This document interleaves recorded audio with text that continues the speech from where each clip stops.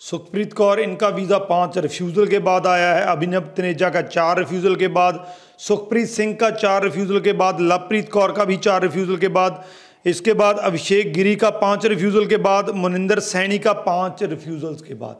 ये वो recent visas हैं जो 2024 में जो स्टूडेंट हमारे पास रिफ्यूज़ल के बाद आते हैं, जिनके वीज़ाज़ आए हैं। तो इस टाइम पे अगर हम कनाडा के स्टडी वीज़ा की बात करें तो कैपिंग के कारण, लिमिटेड होने के कारण कहीं ना कहीं पे रिफ्यूज़ल रेट जो है वो काफ़ी बढ़ गया है। लेकिन with the grace of God, अगर मैं मेरी कंपनी की बात करूं तो हमारा 95% जो है सक्सेस रेट इस टाइम पे चल रहा है। तो हमारे पास ऐसे बहुत से स्टूडेंट आते हैं जिनका प्रीवियस रिफ्यूज़ल था और उनका जो है वीज़ा आया है। ये वीडियो प्रमोशनल वीडियो नहीं है, इसमें 3 चीज़ें बताऊंगा कि किन प्रोफाइल्स के जो हैं वो रिफ्यूज़ल आ रहे हैं, रीज़न क्या है और इस चीज़ का सोल्यूशन क्या है। तो बिल्कुल इन्फॉर्मेटिव वीडियो है, इसको एंड तक देखिएगा क्योंकि रिफ्यूज़ल इस टाइम पे काफ़ी बड़ी गिनती में आ रहे हैं। वीडियो को शुरू करने से पहले हमारा YouTube चैनल जरूर सब्सक्राइब कर लीजिएगा क्योंकि इस पर आपको ऐसी ही इन्फॉर्मेटिव वीडियोस देखने को मिलती है। 2023 वो साल था जिसमें हमने 350 से ज़्यादा ऐसे स्टूडेंट्स के वीज़ा लिए थे जिनका प्रीवियस रिफ्यूज़ल था। उसमें कोई 10 रिफ्यूज़ल वाला भी हमारे पास आया था, 9 रिफ्यूज़ल वाला भी आया था। तो ओवरऑल इतनी बड़ी गिनती में हमने रिफ्यूज़ल वाले स्टूडेंट्स के वीज़ाज लिए थे। तो हमें कहीं ना कहीं पे रिफ्यूज़ल के बारे में बड़ी एक्सपर्टीज़ हासिल है। मेरी टीम बढ़िया है जो रिफ्यूज़ल के केसेस को बड़ी महारत से, बड़े एक्सपर्ट वे से जो है वो हैंडल करती है। तो उसी एक्सपीरियंस से निकल के ये चीज़ें आती हैं कि इस टाइम पे, क्योंकि बहुत से स्टूडेंट हमारे साथ रिफ्यूज़ल शेयर करते हैं, केप्स नोट शेयर करते हैं, तो उसी एक्सपीरियंस से, उसी फीडबैक से निकल के आता है कि इस टाइम पे रिफ्यूज़ल का रीज़न क्या है।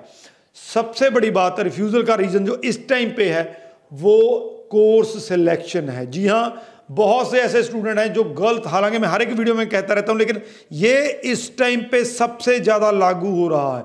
तो कोर्स सिलेक्शन बहुत से स्टूडेंट जो हैं उसको इग्नोर करके चलते हैं। एजेंट बहुत से ऐसे हैं, मोस्टली मैं कह सकता हूं ऐसे हैं, जो कोर्स की तरफ ध्यान नहीं देते हैं। वो ये नहीं देखते हैं कि जो प्रीवियस स्टडी थी स्टूडेंट की, जहाँ प्रीवियस वर्क एक्सपीरियंस था वो कैसा था, उसके हिसाब से किस कोर्स में इसकी प्रोग्रेशन ऑफ स्टडी या प्रोग्रेशन ऑफ करियर, ये 2 वर्ड बहुत इंपॉर्टेंट है, progression of study and progression of career हो सकता है। तो कहीं ना कहीं पे वो इन चीज़ों पे ध्यान नहीं देते हैं। अब ये रीज़न एक बड़ा रीज़न है, लेकिन इसके साथ साथ एक और रीज़न भी है, आपकी प्रेजेंटेशन ऑफ फाइल और ख़ास करके SOP, जिसको हम letter of explanation, letter of intent भी कह देते हैं।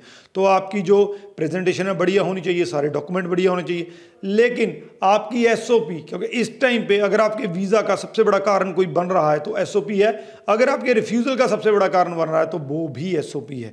तो ये चीज़ें भी आपने ख्याल में रखनी है। तो रिफ्यूज़ल के ये मोटे मोटे रीज़न हैं, इनको दूर कर दीजिए, आपका वीज़ा आ जाएगा। अगर आपके एकेडमिक लो हैं इस टाइम पे, अगर आपके लंबा चौड़ा गैप है, अगर आपकी लैंग्वेज प्रोफिशिएंसी कम है, तो इस टाइम पे कनाडा में अगर आप प्रॉपरली अपनी फाइल नहीं लगाते हैं, कोर्स सेलेक्ट नहीं करते हैं, तो आपके रिफ्यूज़ल आने के काफ़ी बड़े चांसेस हैं।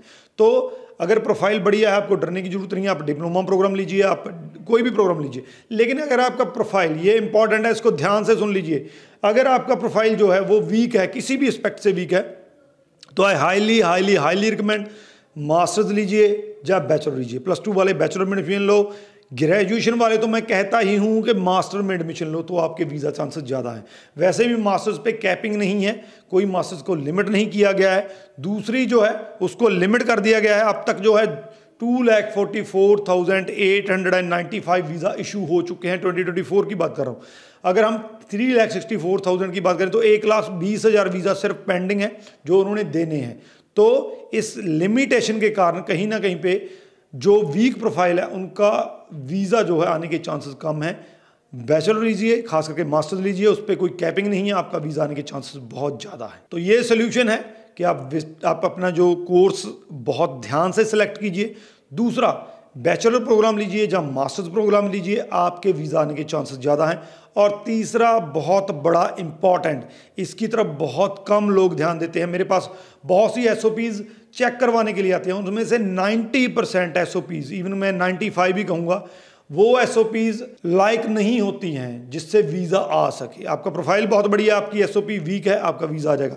लेकिन आपका प्रोफाइल अगर एवरेज है, जहाँ आपका प्रोफाइल वीक है, जहाँ आप जो ट्रांजिशन कर रहे हैं, किसी और कोर्स में एडमिशन ले रहे हैं, कोई ऐसी बात है प्रोफाइल में जिसके कारण आपको रिफ्यूज़ल का डर है, तो आपकी एसओपी बहुत बढ़िया होनी चाहिए, अदरवाइज़ आपको दिक्कत आ सकती है।